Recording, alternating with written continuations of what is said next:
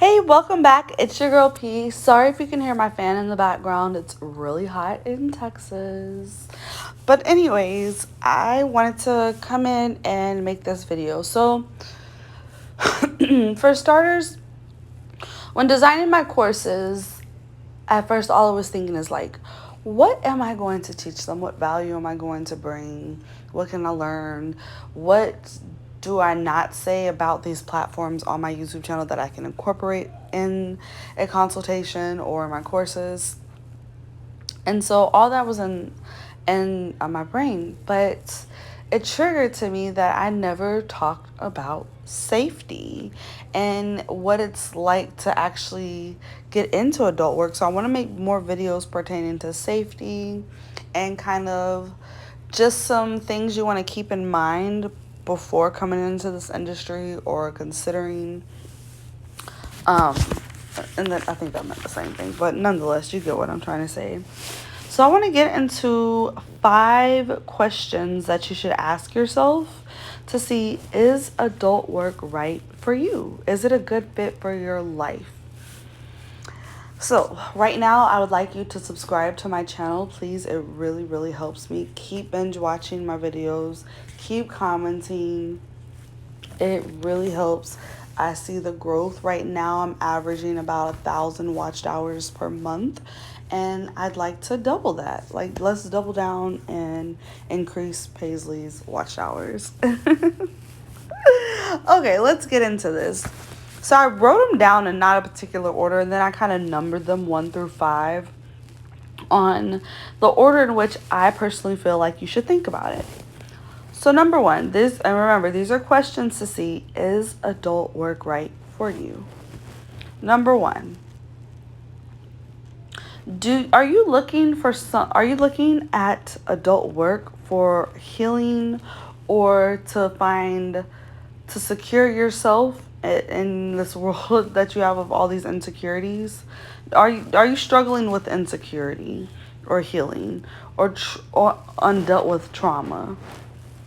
I think I see a lot of people in this industry that just are not healed, or they have some sort of insecurity, which is, I hope I don't get any flack for this, but let's face it, I personally can only speak for my personal experiences and people around me.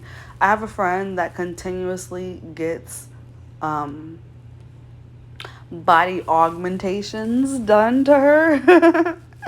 Body modifications, and I just look at her, and so from an outsider's perspective looking in, she's a really pretty girl, and I just don't understand why she has to do this. But we talk a lot, and I know she has a lot of insecurities that she's dealing with.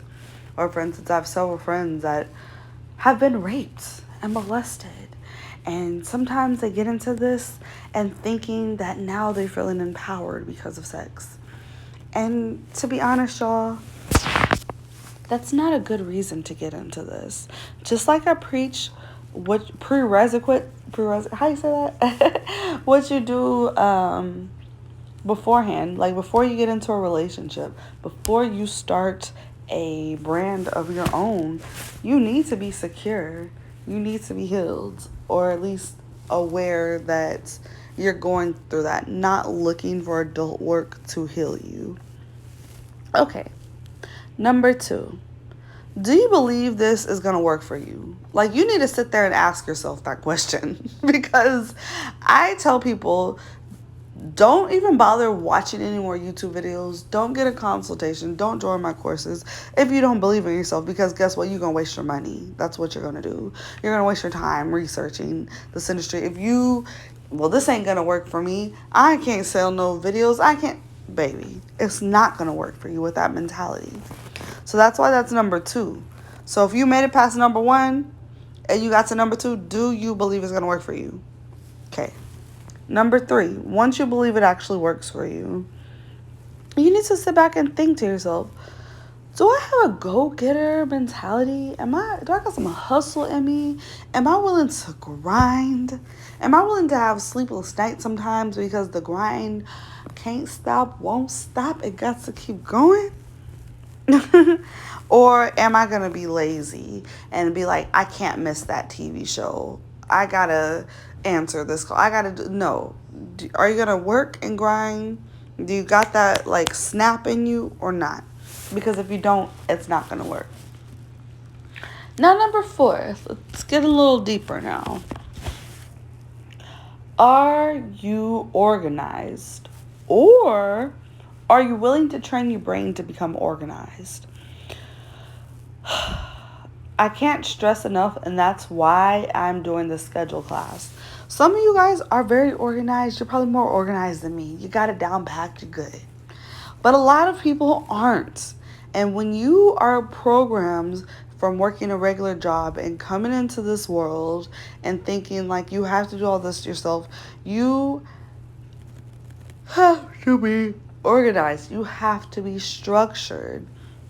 Like I tell you guys, I have what I like to call the ABCs of this whole world. A, accountability. Are you going to be able to hold yourself accountable?